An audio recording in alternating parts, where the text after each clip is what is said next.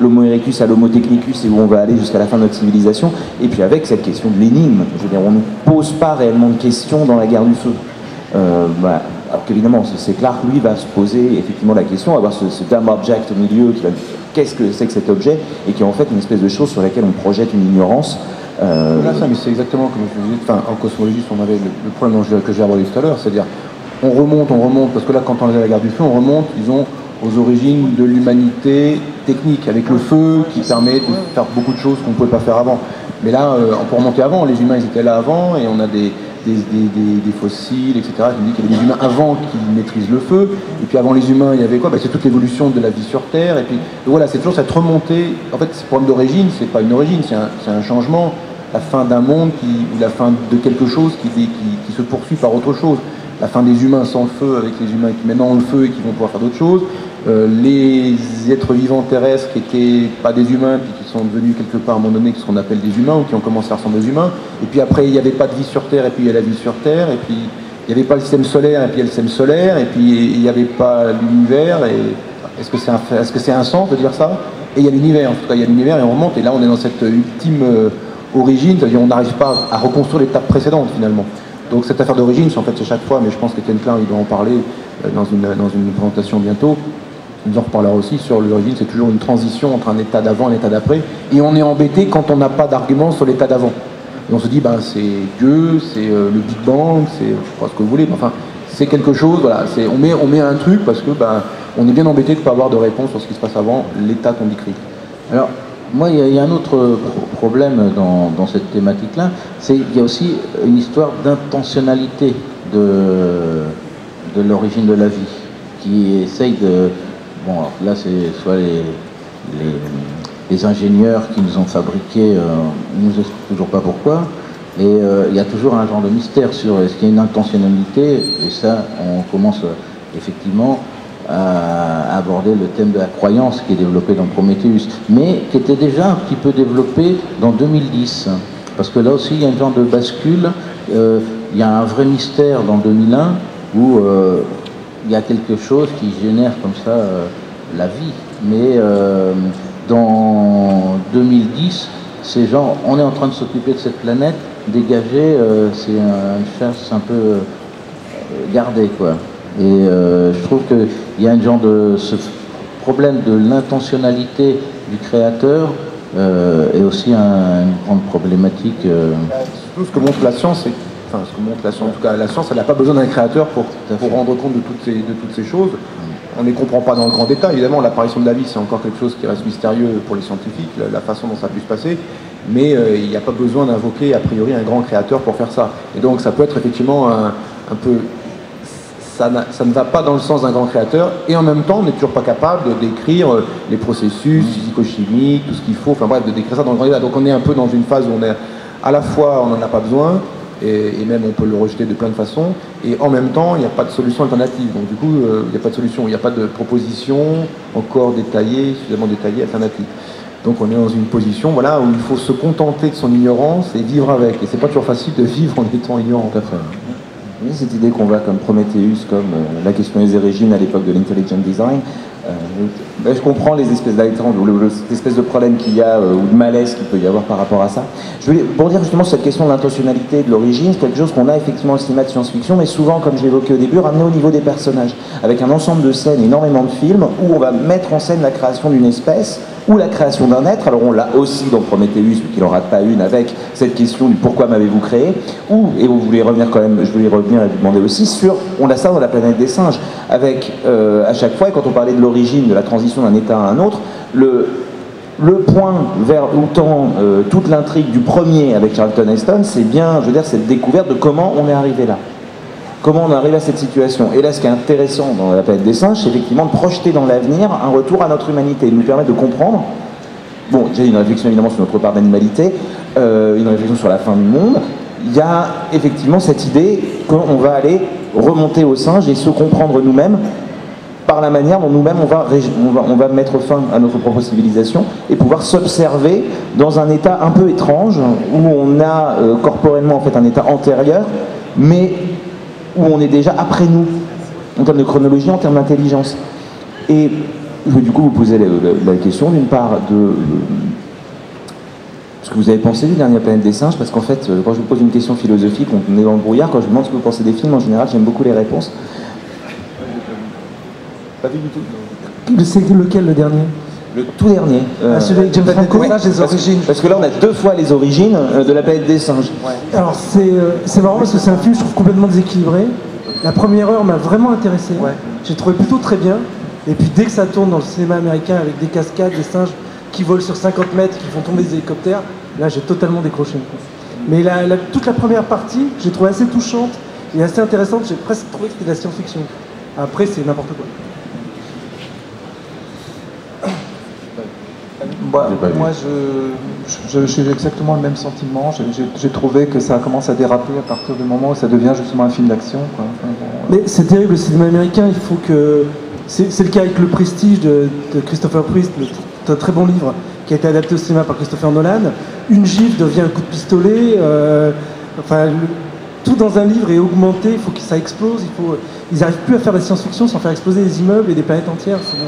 C'est un peu dommage. Ah mais je pense que là on touche à un des paradoxes d'explorer des grandes questions philosophiques dans le cinéma de science-fiction, alors que les budgets induisent une approche relativement grand public. C'est extrêmement difficile, en science-fiction plus que dans un autre genre, parce que simplement c'est plus cher, d'aller effectivement être pointu, ou de faire confiance à l'intelligence d'un spectateur, alors qu'il faut dépenser énormément pour le représenter. C'est un problème qu'on a de toute façon dans le cinéma de science-fiction. On s'achemine nous-mêmes vers la fin et je voulais quand même poser une question sur Dante 01 parce qu'on a évoqué tout à l'heure effectivement dans Prometheus ou autre le recours notamment à des mythes. On a parlé des problématiques de l'ensemencement, on a attaqué avec 2001 sur cette idée de plan psychédélique final assez mystérieux, assez cryptique, mais qui vient nous boucler le film sur lui-même. Et puis on a aussi évoqué avec Prometheus l'idée que quelque part les budgets énormes qui sont alloués à des films peu intéressants auraient pu être donnés à d'autres films. Et donc c'est une question, ça fait longtemps que j'ai envie de la poser directement, sur cette fin christique de Dante 01, qui forcément, après ce qu'on a évoqué là, me fait penser effectivement à pareil, une espèce d'ensemencement de l'espace, une idée de boucle, et forcément symboliquement qui moi me renvoie à une question de l'origine à la fin. Alors c'est pas une croix en fin de compte. Déjà c'est pas une croix, c'est un tesseract.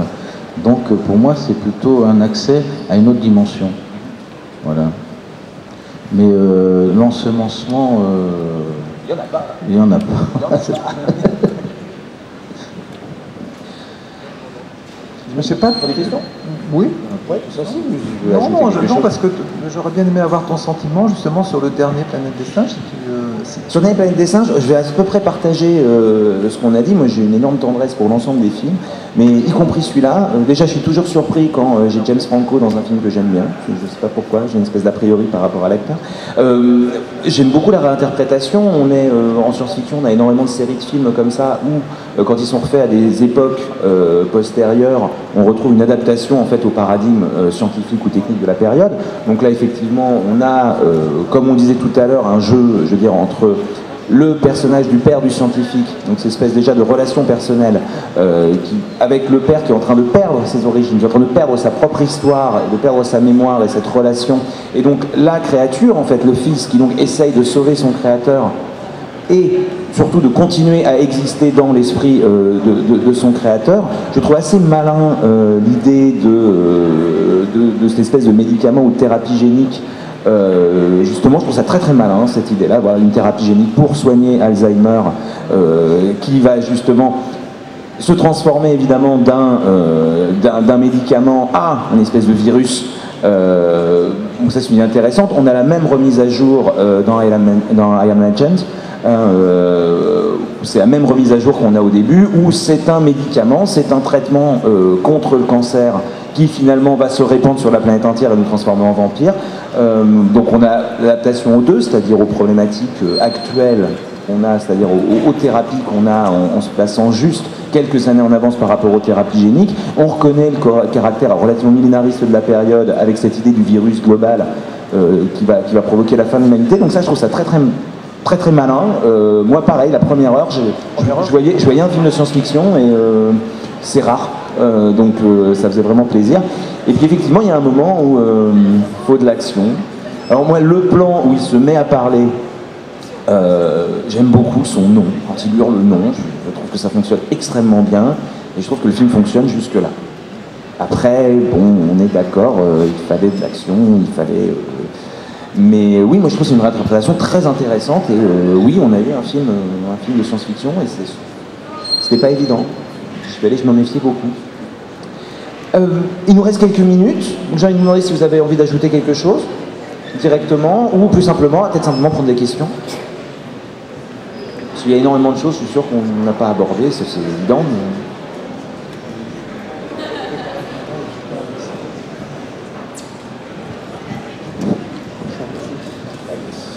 Bonjour, merci pour ce débat intéressant. J'avais envie de demander, à un moment donné, vous parliez vraiment des origines, etc. Qu'est-ce que vous pensez de la théorie des univers multiples? Voilà. Roland.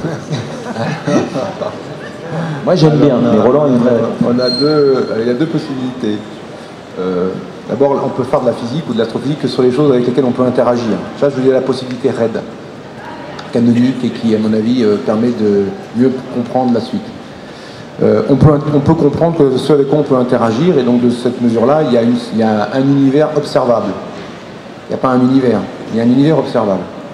Cet univers observable, il est décrit par des équations, par des modèles mathématiques, et ces modèles mathématiques peuvent avoir des prolongements en dehors des zones qu'on n'observe pas.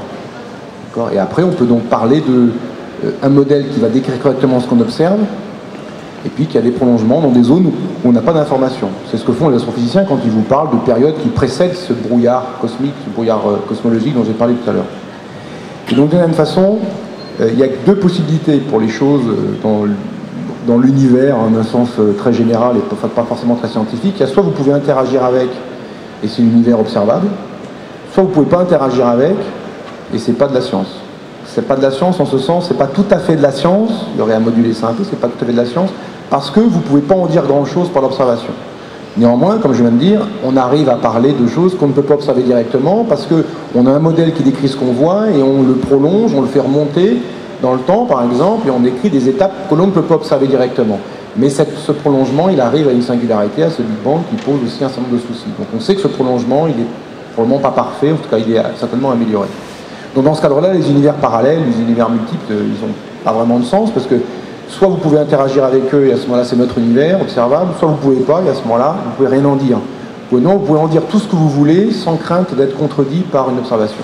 Et donc, si vous pouvez dire ce que vous voulez sans crainte d'être contredit, c'est plus tout à fait de la science. Malgré tout, dans ce cadre d'interprétation cosmologique, où on voit une partie de l'univers, et on est capable de la décrire, disons, raisonnablement bien, par des modèles qui ont des prolongements dans des zones qu'on ne peut pas décrire, il semble qu'on ait besoin qu'on puisse introduire et que ça soit pertinent, alors que ça parle de choses avec lesquelles on ne peut pas interagir, le fait qu'il puisse y avoir plusieurs univers qui ne peuvent pas échanger entre eux, mais dont on a besoin d'une certaine façon techniquement pour pouvoir comprendre un point qui peut faire appel aux origines, le point qu'il semble que les constantes fondamentales de la physique, certain nombre de valeurs numériques, la vitesse de la lumière, la constante de sûreté fine, la constante de gravitation, etc., la masse du proton, le rapport masse de l'électron sur masse du proton, enfin un ensemble de choses, soient ajustées finement. Si vous changez un peu ces paramètres, on les mesure, donc ils ont une valeur qu'on constate.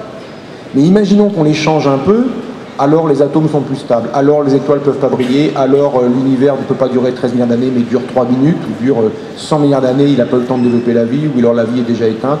Voilà. Donc si on change un peu ces paramètres, on est dans une situation où on se dit l'univers ne serait pas comme on l'observe. La question se pose, mais pourquoi ces paramètres ont cette valeur? Et il y en a qui vont vous dire, eh bien, il y a le grand architecte qui a tourné les boutons, clic, clic, clic, clic, pour ces paramètres, et ça a fait le bon truc. Une autre solution, c'est de se dire, non, c'est pas un grand architecte qui a tourné ça, il existe plein d'univers qui ont plein de valeurs de ces paramètres, ou qui ont plein de physique possible, et nous sommes dans l'un de ces univers, et il n'y a pas de bizarrerie, on est dans un univers qui est comme ça. C'est un peu comme si vous alliez dans le Novotel à côté, vous demandez une chambre, il vous donne une chambre dont le numéro c'est votre année de naissance. Vous dites merde, ça c'est coïncidence. Hein, c'est des paramètres finement ajustés. Est-ce qu'il y a un grand créateur qui a décidé qu'il y avait un hôtel et qu'on allait vous donner directement, la personne, elle sait votre année de naissance par défaut, et hop, elle vous donne des mots. Non, un truc qui est plus probable, c'est de dire cet hôtel, il a plein de chambres, plein de chambres.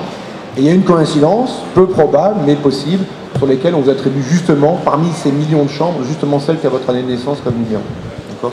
Donc ça, c'est cette solution que j'ai choisie pour l'instant, pour éviter de façon scientifique, en un cas scientifique. Je peux juste vérifier si c'est bien arrêté. Comment est-ce que je vois que c'est bien arrêté? Pour évacuer le problème de comment se